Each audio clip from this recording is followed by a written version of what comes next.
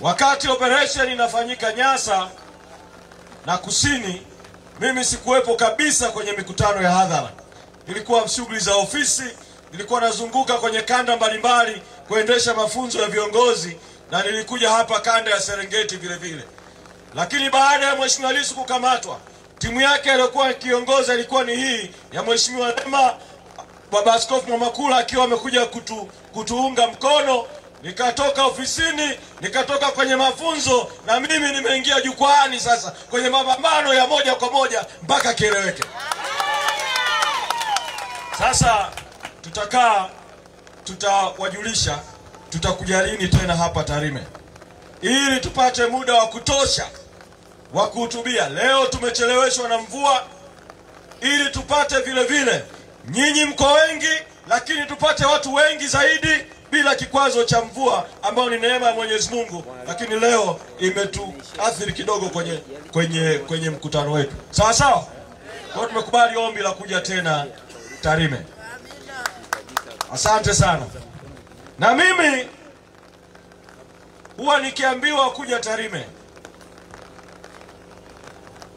huwa naona umuhimu na haja na uzito wa kuja, kwa sababu Tarime ni kati ya maeneo matatu Tanzania yenye historia ya pekee ya awali ya mapambano ya kisiasa ya Chadema. Ukizungumza Chadema na historia yake ya mapambano, huwezi kuacha kuitaja Kigoma mjini, ambapo mfumo wa vyama vingi ulipofika, uchaguzi wa kwanza mmoja wapo kabla ya uchaguzi mkuu wa 95, yalikuwa ni mapambano ya kisiasa ya Kigoma mjini. Wakati huo Chadema ikiwa na mgombea anaitwa Amani Kaburu, ambaye Chadema iliwajibika kumtoa Marekani akiwa chuo akifundisha kuja kushiriki mapambano. Kazi hiyo ilifanywa na wakina mzee Edwin Mtei na wakina mzee Bob Makani, waliokuwa mwenyekiti na katibu mkuu wa kwanza. Huwezi kuiandika historia ya mapambano ya Chadema bila kuutaja vile vile mkoa wa Kilimanjaro, ambao na wenyewe umekuwa mstari wa mbele kwenye mageuzi na kwenye harakati za Chadema. Lakini historia hiyo haiwezi kuwa imekamilika bila kuutaja mkoa wa Mara, na hasa hapa Tarime. Mimi bahati nzuri nimekuwepo kwenye chama, makao makuu ya chama kwa muda mrefu, kwa miaka 21. Nimeanza nikiwa kijana mdogo na miaka 23. Mwaka 2003, wakati huo mimi nikiwa mwanafunzi wa chuo kikuu cha Dar es Salaam na nikifanya harakati za vijana, niliposhawishika kujiunga na Chadema, nikaikuta mabadiliko ya kiuongozi ndani ya Chadema, kutoka Chadema ya mwenyekiti Mohamed Bob Makani kuhamia kwa Chadema ya mwenyekiti Freeman Mbowe, wakati huo anakwenda kuchaguliwa na kushika hatamu za uongozi. Mwenyekiti Mbowe alipoingia wakati huo, mwenyekiti wakati huo katika uongozi, akaanza kazi ya wakati huo akirithi kutoka kwa kina Bob Makani, kazi ya kukiamsha chama, na yeye akafikiria pamoja na wenzake waliokuwepo wakati huo kwamba kazi ya kuimarisha Chadema lazima kutafuta vipawa vya uongozi tofauti tofauti. Kati ya watu waliowafikiria aitafuta wakina sisi, ikajiunga na Chadema. Lakini kati ya watu waliowafikiria, wawili wana historia ya pekee na Tarime. Mosi, wakati huo mwenyekiti akaenda kumshawishi Mheshimiwa Tundu Lissu, wakati huo akiwa mkurugenzi wa chama cha wanasheria wa mazingira LIT. Namtaja kwa sababu akiwa LIT wakati huo alikuwa mstari wa mbele kwenye mapambano juu ya haki za wananchi kwenye madini Tarime, mgodi wa North Mara mapambano ya mstari wa mbele ya madai ya wananchi na kampuni ya Barrick. Wakati huo Lissu ni mwanasheria, mwanaharakati lit. Akaja Chadema akawa mkurugenzi wa sheria, mimi nikiwa mkurugenzi wa vijana. Katika safari hiyo ya kutafuta watu wa kuunga mkono mabadiliko, kawa na safari za Tarime. Tarime hii tukamkuta mpambanaji mwingine, Mwenyezi Mungu amweke mahali pema, tukamkuta Chacha Zakayo Wangwe, miaka hiyo, wakati huo akiitwa Bob Rasta, akiitwa Rasta. Tukamshawishi kwa wakati huo akiwa NCCR kwamba toka NCCR, akiwa diwani wa NCCR akachukua kadi ya Chadema, akaingia kwenye historia ya kuwa mwanasiasa ambaye anaingia kwenye baraza la madiwani kama diwani wa NCCR, lakini wakati huo akitoka nje jukwani anasimama kama kiongozi wa Chadema. Tukaanza safari ya mapambano. Mapambano yakafanyika hapa Tarime. Hatimaye Chacha Zakayo Wangwe akawa mbunge. Tarime ikawa mstari wa mbele kwenye mapambano. Mwenyezi Mungu alipomtoa Chacha Zakayo kwenye ajali ya gari, CCM hii yenye kutumia uongo kufanya siasa, yenye kutumia propaganda kufanya siasa, ikazusha kwamba Chadema tumemuua Wangwe. Akawa anasema aliyomuua ni Freeman Mbowe, uratibu umefadhiliwa na Mzee Ndesamburo. Wakamtaja na mfanyabiashara mmoja. Kazi ya kutekeleza mauaji hayo ilifanywa na mkurugenzi wa vijana anayeitwa John Mnyika. Wakanituhumu kwamba ndio nimefanya haya matukio, kwamba nimetafuta wauaji kutoka Kenya, na ile ajali ilikuwa sio ajali halisi, ila Chacha aliuawa. Wakaandika mpaka kwenye vyombo vya habari. Mimi nikafanya mkutano na waandishi wa habari Dar es Salaam, nikasema kadiri kwamba mbele ya Mungu mimi sihusiki na mauaji, mimi nitakwenda Tarime. Najua Tarime ni watu wa vita, najua Tarime ni wapambanaji.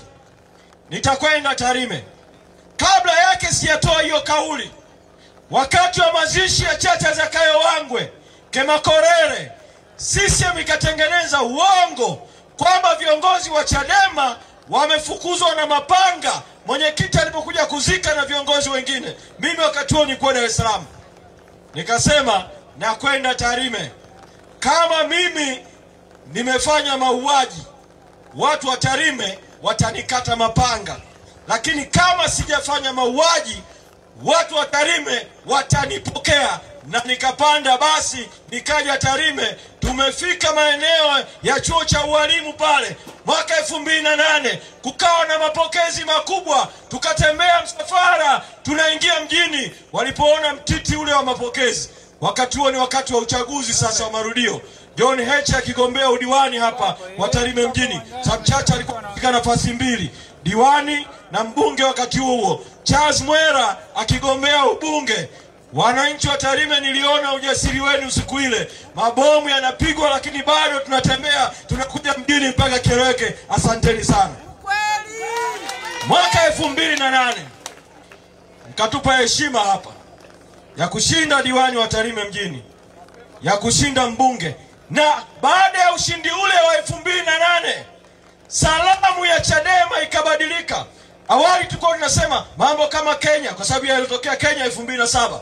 Tuliposhinda 2008 tukaanza ziara maeneo mbalimbali ya nchi, na salamu yetu ikawa tukisema mambo watu wanasema kama Tarime, maeneo mbalimbali ya nchi. Ndio maana nikasema nyinyi mko kwenye historia ya mapambano. Asanteni sana. Kilele cha historia yenu ya mapambano, mwaka 2015 mkatupa wabunge wawili majimbo yote mawili, Tarime mjini, Tarime vijijini, na hilo asanteni vile vile kwa namna mlivyotunga mkono. Na mkatupa halmashauri mbili vile vile kwa maana ya kuwa na madiwani wengi. Asanteni sana. Sasa nimekuja kuwaomba watu wa Tarime, chama chenu cha Chadema, chama ambacho ni tumaini la Watanzania, kimeshambuliwa na kinashambuliwa Chadema. Na vita hiyo chanzo chake ni mambo matatu. Moja, watawala hawajaridhishwa na mabadiliko ya uongozi yaliyofanyika Chadema ya kumchagua Tundu Lissu kuwa mwenyekiti, John Heche kuwa makamu mwenyekiti, Saidi Mzee kuwa makamu mwenyekiti Zanzibar, Ali Ibrahim Juma kuwa naibu katibu mkuu Zanzibar, na sekretarieti mpya kuingia kwenye uongozi. Watawala wamechukizwa na hali hiyo na wameamua kutangaza vita dhidi ya Chadema.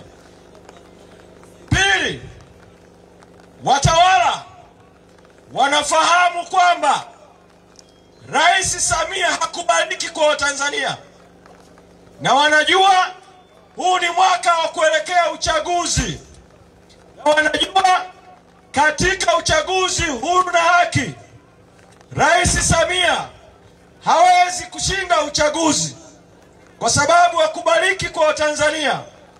Watawala wametangaza vita ya kutumia mbinu za haramu, mbinu dhalimu, mbinu za zulma za kujaribu kumrejesha tena Samia kwenye urais bila ridhaa ya Watanzania.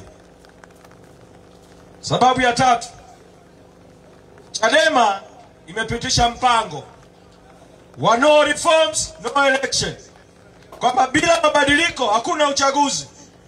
Mpango ambao ulipitishwa na kamati kuu ya Chadema katika vikao vya tarehe 2 na tarehe 3 mwezi Disemba mwaka 2024, na ukatangazwa na aliyekuwa mwenyekiti wetu, mwenyekiti mstaafu Freeman Mbowe, tarehe 10 mwezi Disemba mwaka 2024, kwamba bila mabadiliko hakuna uchaguzi. Na tulifikia hatua hiyo baada ya kukumbuka historia ya kuenguliwa kwa wagombea 2019 mpaka tukajiondoa kwenye uchaguzi.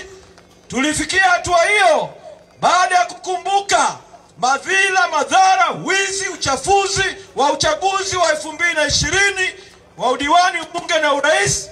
Tulifikia hatua hiyo baada ya kuona uporaji wa haki ya wananchi ya kupata viongozi wanaowataka kwenye uchaguzi kinachoitwa uchaguzi wa serikali za mitaa, vijiji na vitongoji wa mwaka tarehe 27 Novemba 2024. Tukasema imetosha, hatuko tayari tena 2025 tufanyiwe yale yale. Ndio maana tukasema no reforms no election, hakuna mabadiliko, hakuna uchaguzi, kwa maana ya kwamba uchaguzi haufanyiki, tunazuia uchaguzi. Kauli hiyo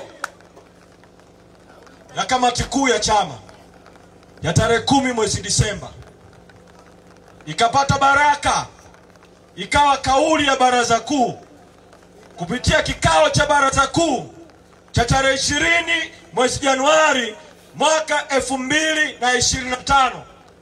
Ikapata baraka ya kikao kikubwa zaidi cha mkutano mkuu wa chama na kuwa azimio la mkutano mkuu wa tarehe 21 mwezi Januari mwaka 2025. Watawala hawa wametangaza vita na Chadema baada ya kuona Chadema sauti ya no reforms no election inaungwa mkono na wadau wengi, inaungwa mkono na wananchi, inaungwa mkono na viongozi wa dini na makundi mbalimbali. Wameamua kutangaza vita dhidi ya Chadema, na vita hiyo ni vita ya watawala kutaka, moja, Chadema izuiwe kabisa kufanya shughuli yoyote ya kisiasa ya Chadema. Pili, kwamba mambo ya no reform no election yazuiwe kwa kutumia mbinu haramu. Chadema iondolewe, isiwe mshindani kabisa wa CCM. Sio tu wa kuiondoa CCM madarakani, bali iondolewe hata kuwa chama kikuu kikuu cha upinzani wameamua kutangaza vita dhidi ya Chadema. Sasa katika hiyo vita waliotangaza dhidi ya Chadema, kuna mapigano wameanza kuyafanya. Sasa nimesema nizungumze na nyinyi Tarime ili mshiriki kwenye vita ya kuilinda Chadema.